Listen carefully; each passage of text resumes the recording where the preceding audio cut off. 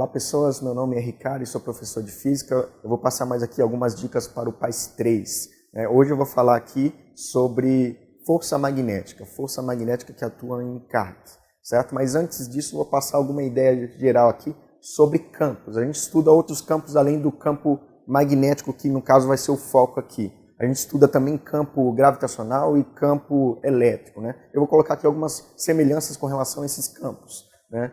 O que seria um campo? É uma região de influência produzida por certa propriedade. Alguma propriedade gera um campo. No caso pode ser um campo elétrico, magnético ou gravitacional. Aqui eu tenho um quadro que eu vou colocar com relação a esses três campos que a gente estuda, certo?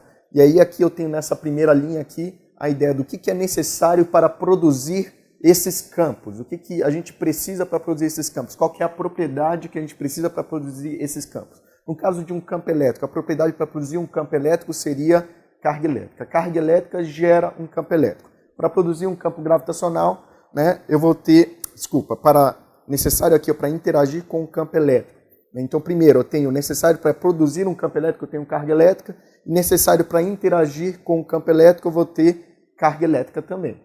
No caso de um campo gravitacional, necessário para produzir um campo gravitacional, eu preciso ter massa. Massa gera um campo gravitacional. E o que interage com o campo gravitacional? Massa também.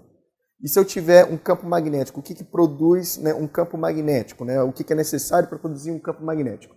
Carga e movimento. Carga se movimentando gera um campo magnético. Não deixa de produzir um campo elétrico. Carga elétrica produz um campo elétrico, e se essa carga estiver em movimento, além do campo elétrico, produz um campo magnético. Para interagir com o campo magnético, o que a gente precisa? Carga e movimento também. Se vocês olharem aqui nesse quadro, o que é necessário para produzir é a mesma coisa que é necessário para interagir com o campo. Para produzir um campo elétrico, carga elétrica. Para interagir com o campo elétrico, carga elétrica. Para produzir um campo gravitacional, massa. Para interagir com o campo gravitacional, massa. Para produzir um campo magnético, carga e movimento. Para interagir com o campo magnético, também eu tenho carga e movimento. Certo? E essa interação que eu estou falando, no caso, seria força, né? Eu tenho força elétrica, força gravitacional e força magnética. No caso do campo elétrico e da força elétrica, no caso, a força elétrica é dada pela carga que é colocada dentro de um campo. Eu coloco uma carga dentro de um campo, surge uma interação que seria uma força elétrica. No campo gravitacional, eu pego uma massa, coloco dentro de um campo gravitacional, surge uma interação gravitacional. E eu tenho força magnética, surge quando eu pego uma carga em movimento, uma carga com velocidade dentro de um campo, surge uma força magnética. O detalhe aqui é que essas grandezas aqui são grandezas vetoriais, forças são grandezas vetoriais. Então, além de uma intensidade, eu vou ter também uma orientação, certo? Essa aqui é a equação vetorial do campo magnético. Então, da força magnética, desculpa, né? A força magnética surge quando eu pego uma carga com velocidade e coloco dentro de um campo magnético. Só que velocidade é um vetor, tem uma grandeza vetorial, tem um módulo, uma direção e sentido, assim como o campo magnético e força magnética. Eu vou colocar aqui uma equação para a intensidade da força magnética. Aqui é uma equação vetorial, aqui seria uma equação onde a gente vai calcular só a intensidade da força. A intensidade da força magnética depende do módulo da carga, do módulo da velocidade, do módulo do campo e do seno do ângulo. Que ângulo seria esse? É o ângulo entre os vetores da velocidade e o campo magnético. Então, eu vou ter vai ter uma velocidade, uma carga em movimento dentro de um campo magnético, certo? Essa velocidade vai ter uma orientação, e esse ângulo aqui é a orientação da velocidade, né? O ângulo entre a velocidade, o vetor velocidade e o vetor campo magnético, certo? A orientação da força magnética. A força magnética é um vetor, então ela tem uma intensidade que é dada por essa equação, mas ela também tem uma orientação. Como que eu encontro a orientação da força magnética que estaria atuando sobre uma carga e movimento dentro de um campo magnético? Depende de uma regra, né? No caso que a gente fala que é uma regra da mão direita, ou a regra, no caso aqui que eu vou passar, que seria a regra do tapa. Como que funciona essa regra? Certo? Eu tenho aqui, né, a mão direita que você tem, né? O dedão vai representar a orientação da velocidade. Esses dedos representam a orientação do campo magnético, e o que a gente fala, o tapa, a força aplicada, né, sobre a carga. Então eu tenho dedão, sentido da velocidade, esses dedos aqui correspondendo à orientação do campo magnético, e o tapa seria a orientação da força magnética atuando sobre essas cargas em movimento, né? Vou colocar aqui alguns exemplos. Vamos supor aqui que eu tenho um campo magnético apontando para a direita. Eu tenho um campo magnético apontando para a direita. Se eu colocar uma carga dentro desse campo, não acontece nada se essa carga estiver parada. Porém, se ela tiver uma velocidade, eu vou ter carga e movimento dentro de um campo magnético, logo vai surgir uma força magnética. Como que eu encontro a orientação dessa força magnética? Regra do tapa, regra da mão direita. Eu coloco o dedão aqui no sentido da velocidade, da carga no caso, dedão no sentido da velocidade.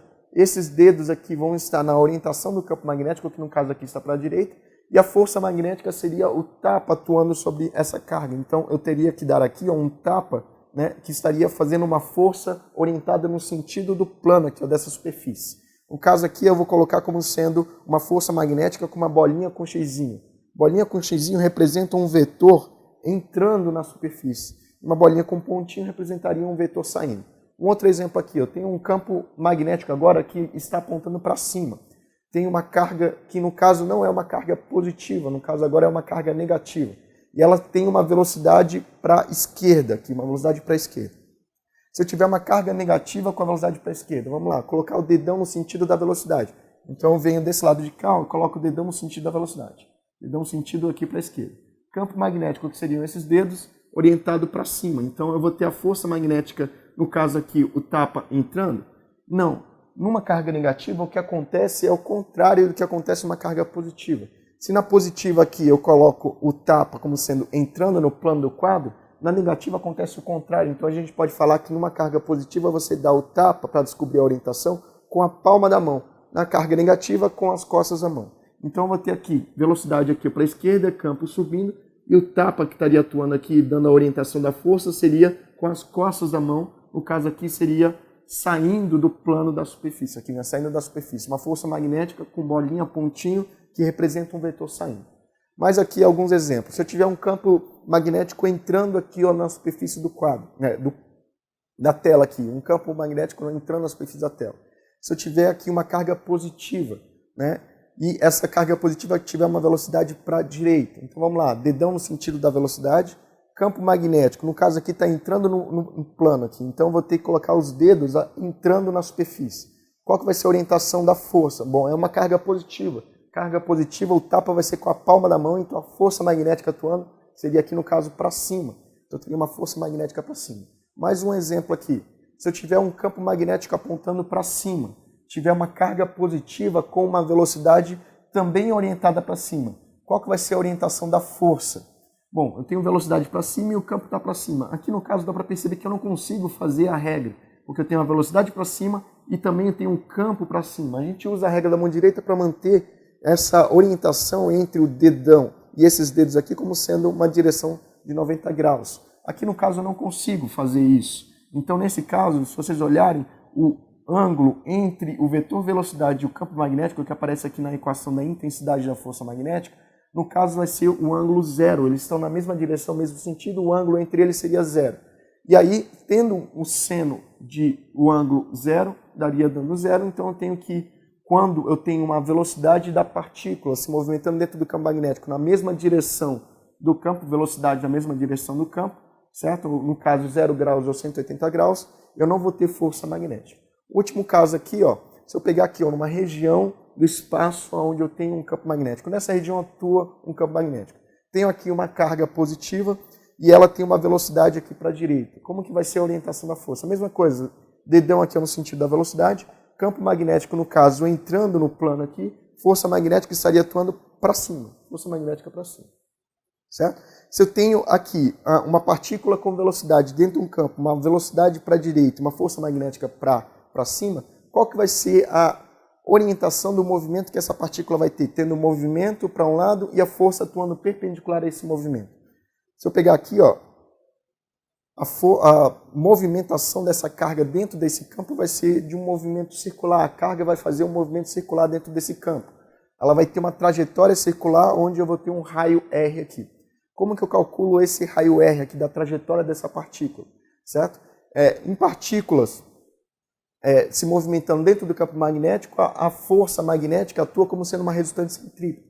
Então, eu posso falar aqui, força magnética atuando como sendo uma força resultante centrípeta, jogando as equações aqui, né, de força magnética, carga, velocidade e campo, força resultante centrípeta, massa, velocidade ao quadrado sobre o raio, né, eu conseguiria chegar na relação do raio, da trajetória da partícula dentro desse campo magnético, certo?